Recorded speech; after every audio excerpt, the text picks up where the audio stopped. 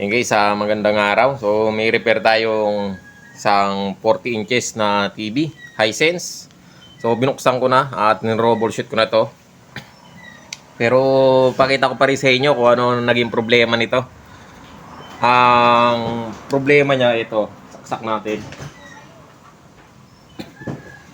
So ayan, may standby siya. Ngayon pag pinower natin to, hindi siya sumisindi. Ayan. Sisindi kaso namamatay. So ayun oh. Bumabalik lang siya sa pagka-standby. Tapos namamatay siya. Hindi na siya, wala siyang display sa harap. Wala siyang ilaw ang backlight. So ayun oh. So wala. Madilim. Wala siyang standby. Ay ano, tawag dito. Display. Ano lang siya, standby lang siyang red na ganyan. Tapos pag pinower mo siya uli, ayun. Ganyan lang. Babalik lang din siya sa ano. Sisindi tas mamamatay. Ganyan lang ang nagiging problema niya. Ang ginawa ko dito, nung tin-troubleshoot ko, binaklas ko yung, inalis ko tong backlight.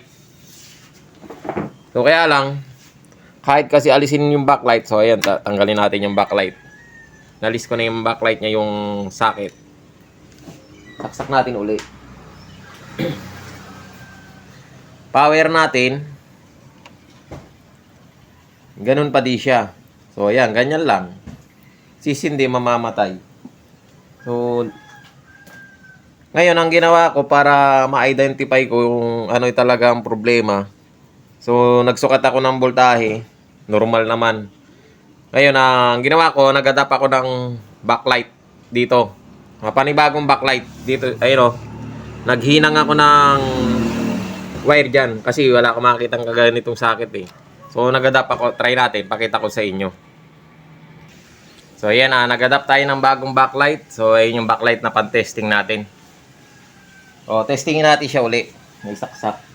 Ito sa ganitong kwan, malalaman natin kung sira ba yung backlight niya o hindi. Pag gumana, ibig sabihin sira yung backlight. Ito para sa mga baguhan lang din na kagaya ko. Technician. Sa mga expert na alam na to. Kuha na lang sa kanila to. So, yun oh. Humilaw yung backlight. Ayan, humilaw na siya oh. So, ibig sabihin, backlight ang problema niya. So, ito, gumagana na yung unit. Kaya lang, ayun oh, hindi na siya bumalik sa standby. So, umaandar na siya. Kaya lang, ang problema, niya backlight. So ngayon inorderan ko na siya ng backlight na ano ikakabit dito. So kabit natin, tatry natin kung tama ba yung binili ko. So yun guys, nabaklas na natin yung cover niya, yung panel. So ito yung panel sa ibabaw. So ngayon ang problema itong backlight. Babaklasin natin siya, tatanggalin natin at papalitan. So, makita ko sa inyo yung pundi. Ito kasi 3 volts lang yung bulb niya. So, umiilaw to pag tinester. Testerin muna natin.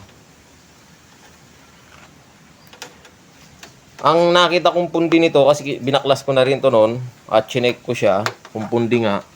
Ang nakita kong pundi dito sa gawi dito ayun, hindi ilaw yan. Ito. So, ayan o. Ayan. Hindi pala kita. Ito. Ayan, ayaw o. Oh. Pero dito sa kabila, katabi niya, iilaw yan. Ayun o, umiilaw. Oh. Pagdating dito, ito ayaw. Ayan. So, ito lang ang pundi itong isa. Sa isang strip. So, pwede naman tong i-repair. Kaya lang, pag kasi ganyan, siya rin nagbaklas ka, palitan na ng buo. Lahat, pati to. Yan. Misanan palit na lang. Kasi pag ganyan, isa lang ang pundi, ito lang. Maaaring yung mga katabi niya, o yung iba, mahina na kasi nagamit na So, maaaring bumigay uliya pag ni-repair mo to, pwedeng lumipat sa kabila yung pundi. So ngayon, para wala tayong maging problema, syempre Bibili ng bago. Pag pinalitan to, bago na. So, hindi mo masabing back job. Kasi, bago naman yung ipapalit natin. Saka, binili natin yung hindi natin pwedeng bigyan ng warranty kasi nung binili natin, wala namang tawag dito, warranty. So, minsanan na isang palit na lang para sigurado. So, yun guys, babaklasin ko muna yung backlight at papalitan natin ng panibago.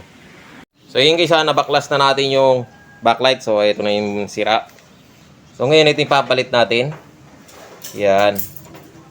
So, ikakabit ko muna siya at wala tayong taga ako ng camera. So, ididikit na lang natin siya ng kasi wala tayong ganito pandikit. So, gagamitan na lang natin siya ng double-sided tape. So, pwede naman siguro yun. So, yun guys, ilalatag ko muna yung backlight.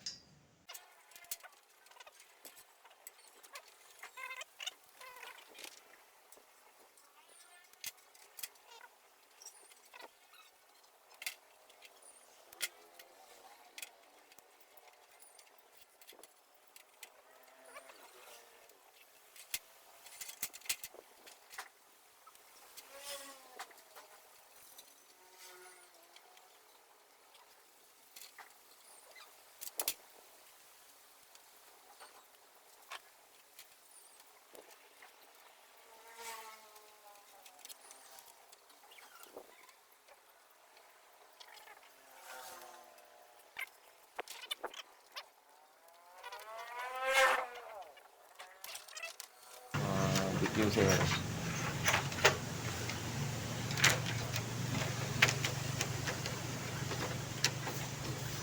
Yan. Ay.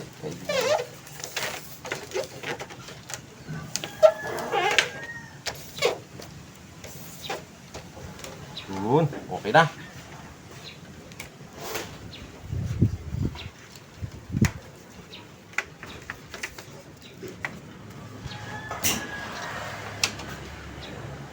Okay na.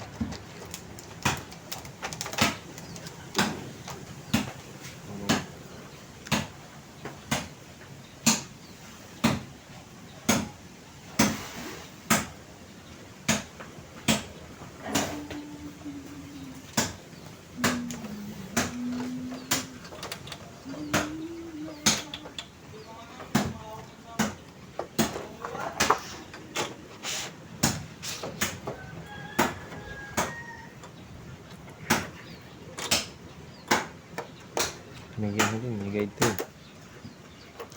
May yung pinalit ko ito. Mali.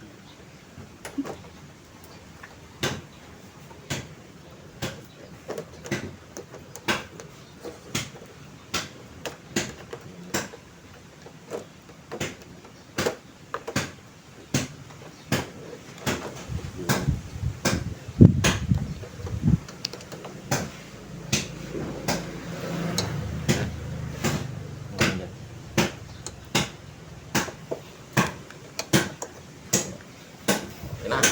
Pwede na natin ibalik yung panel.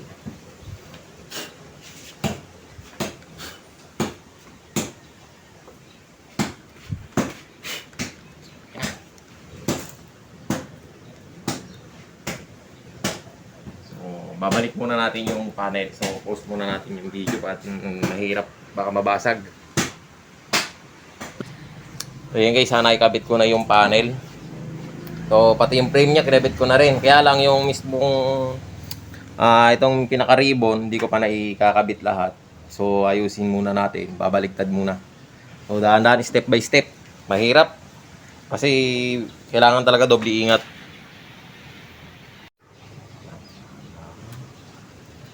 Kailangan talaga maingat.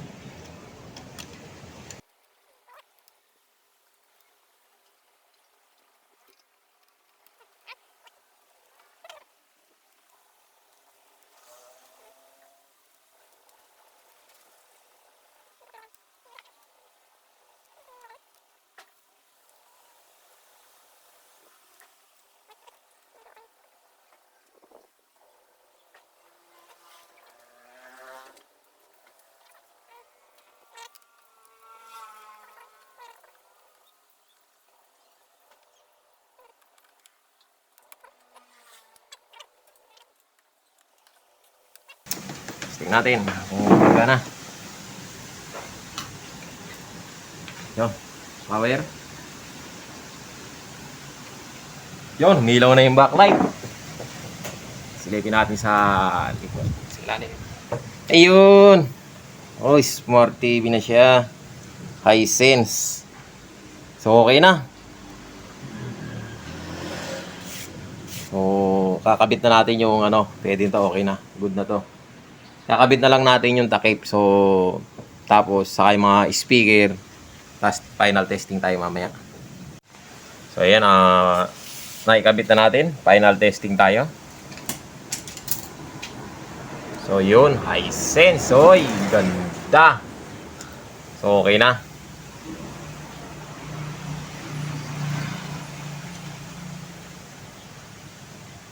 Yun, oh.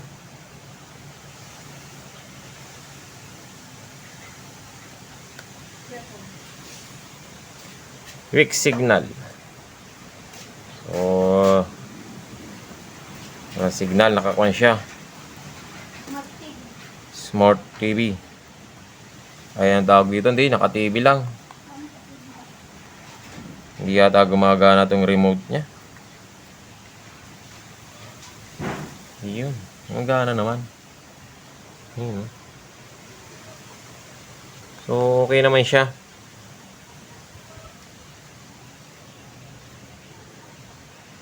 So, okay na to.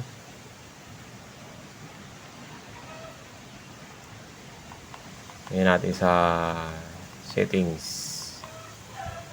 Yun. Network. Yan. Ayaw yata. So, yan.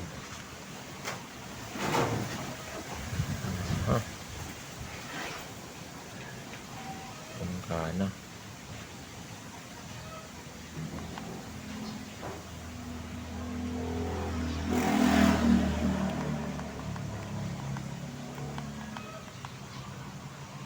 Okay na.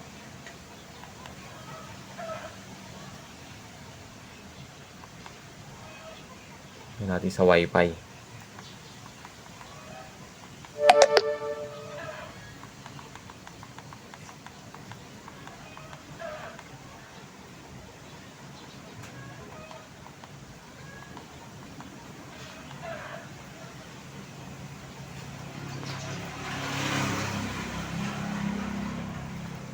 So, ayaw. Ay pumasok.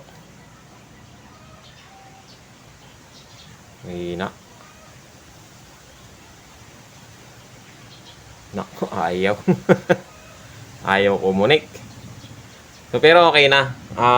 Mahina ang signal pag ganito sa ating Wi-Fi. So, testing na lang doon sa may-ari.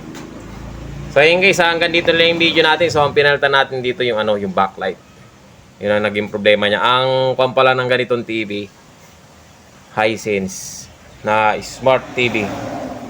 Kapag sira ang backlight, kahit bunutin mo yung niya, namamatay pa rin. Kailangan talaga niya yung kailangan talaga may load na backlight sa niya, sa board.